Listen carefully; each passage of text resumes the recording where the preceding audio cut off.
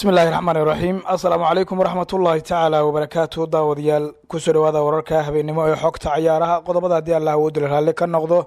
أذكر صعدون تانا وحكمدا عيريان كماجس ديلايد دفاع وقدي لكوحدة آياكيس أو قوان صديين وكبير كوحدة جوفنتوس يدالك تاليانيغا كوحدة سمبدوريو أو معلن كده عصوب مقعوضي معلن كي هوري كوحدة روما ninka lagu magacaabo De Francisco Manchester United maxaa looga cararayaa oo ciyaartooydu ay ku diidayaan dhowr ciyaartooy oo Hammers ugu dambeeyay oo iska diidanay ku biiraan kooxda Manchester United ayaan warbixin idin kaga haynaa daawadayaal kooxda AC Milan ee dalka Talyaaniga oo doonaysa inay la soo wareegto xidiga qadka dhexe ee Arsenal Lucas Torreira qodobadaas iyo kuwa kale ayaan daawadayaal idinku hayaa wararka habeenimo ee xogta ciyaaraha soo dhawaada kooxda AC Milan ee dalka Talyaaniga ayaa diyaarinaysa dalab inay ka gudbiso xidiga qadka dhexe ee kooxda Arsenal ee Lucas Torreira dalabkaasi oo gaaraya 35 milyan ilaa 40 milyan laakiin Arsenal waxa la leeyahay xidigani kuma doonayso inuu uga baxo wax ka yar 50 milyan oo euro majalada La Gazzetta dello Sport ayaa ku waramaysa in kooxda Premier League ka dhisan ee Arsenal ay ugu yaraantii 50 milyan oo euro ku doonayso xidigeeda qadka dhexe ee qaranka Uruguay u dhashay Lucas Torreira ayaa kooxda Arsenal ku soo biiray xigaagii hore isagoo oo markaa kooxda aan wax koob ah kula guuleysan muddo hal sano ah oo uu ka ciyaarayay garoonka Emirates Stadium ee kooxda Arsenal tan waxa la leeyahay xidigu waa kan iyo jabsan yahay oo si ciyaarista kooxda Arsenal oo waxa uu doonayaa inuu isaga baxo halka ciyaaryahanka difaaca uga dhigay kooxda Ajax Amsterdam ee dalka Holland ayaa go'aan ku gaaray kooxda uu ku biirayo xagaagan iyadoo maalmihii la soo dhaafay aad loo hadalhayay in xidiga mustaqbalkiisu uusan kala cadeyn oo ay ku hardamayeen kooxo dhowr ah oo ay ka mid yihiin Juventus, Barcelona, PSG iyo Manchester United dilayd oo kamid ah xidigaha aad looga doondoonayay qaaradda Yurub xagaagan ayaa waxa markaasi uu ka dhawaajiyay hadal ay ku farxeen taageerayaasha kooxda Juventus ee dalka Talyaaniga 19 sano jirkan ayaa sheegay inuu go'aan ka gaari doono mustaqbalkiisa kadib kulamadii Nations League iyadoo Manchester United, Barcelona, PSG iyo kuwa kale la xiriiriyay majalada Sky Sport Italy ayaa shaacisay in daafaca dhexe ee kooxda Ajax iyo xulka qaranka Netherlands uu go'aan ku gaaray inuu ku biiro kooxda haysata horyaalka Talyaaniga ee Serie A waxaa la fahansan yahay in kooxda Talyaaniga ay heshiiska uga bixi doonto 26 milyan oo gini waxaana wali harsan in ay heshiis shakhsi ah la gaaraan ciyaaryahankan Majis Delight ayaa xagaagii dhamaaday waxa uu ku dhawaaqay inuu isaga baxayo kooxda Ajax Amsterdam oo kabtan u ahaa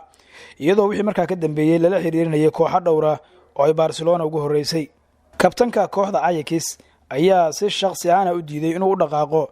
kooxaha Barcelona iyo Manchester United oo uu cadeeyay inuusan marnaba ku biireynin kooxda Manchester United ayaa noqotay xagaagan kooxda ugu badan ciyaartooydu ay iska diidaan inay ku biiraan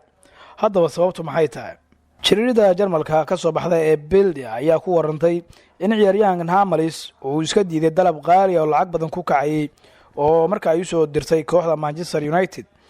laakiin waxa uu sheegay inuusan doonaynin inuu ku biiro oo uu danaynayo koox u dheesha ama ka dheesha Champions League United ayaa la xiriiriyay xidiga badan oo ay ka mid yihiin Gareth Bale, Majis Delight, Anthony Griezmann, Claudio Koulibaly iyo kuwa kale waxaa si iska diiday inay ku biiraan kooxda Manchester United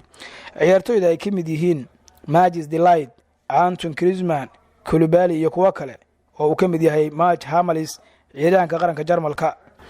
sababta ugu badan ee ciyaartooydu kooxdan uga cararayaan waxa la leeyahay waa inaysan ciyaareynin Champions League oo ciyaartooydu ay jeclaan lahaayeen inay markaasi ciyaaraan haatan Red Devils waxa ay doonaysaa inay ka ciyaarto Europe League tartanka xagaaga dambe iyadoo oo markaa ay doonayso inay xidigo waaweyn ka soo qaato suuqa kala iibsiga haddana xidigaha ayaa ku diidan baa la leeyahay kooxdaasi in aysan ciyaareynin Champions League taa darteedna markaa ay ku diidan yihiin kooxda Sampdoria ee dalka Talyaaniga ayaa macalinkeeda cusub u magacaabatay macalinkii hore ee kooxda Roma ninka lagu magacaabo De Francisco kaasoo bedel u noqonaya Giambola oo macalinka AC Milan loo magacaabay maalmihii ugu dambeeyay Sampdoria ayaa si rasmi ah ugu dhawaaqday in ay markaa macalinkeeda rasmiga ah u magacaabatay De Francisco isagoo markaa noqonaya macalinka kooxda 3 sano ee soo socota Marco Giambola oo ku biiray kooxda AC Milan ayuu bedelayaa De Francisco macalinkii hore ee kooxda Roma ee shaqada laga ciiriyay madaxweynaha kooxda Sampdoria ninka lagu magacaabo Massimo Ferrero ayaa wabka rasmiga ah ee kooxda waxa uu ku yiri isagu waxa uu doortay qaabkii ugu wanaagsanaa iyo kooxdii ugu haboonayd waxaana markaasi noqon doona in aan ku caawino sidii uu gudan lahaa shaqada loo xil saaray. Di Francisco waa 49 sano jir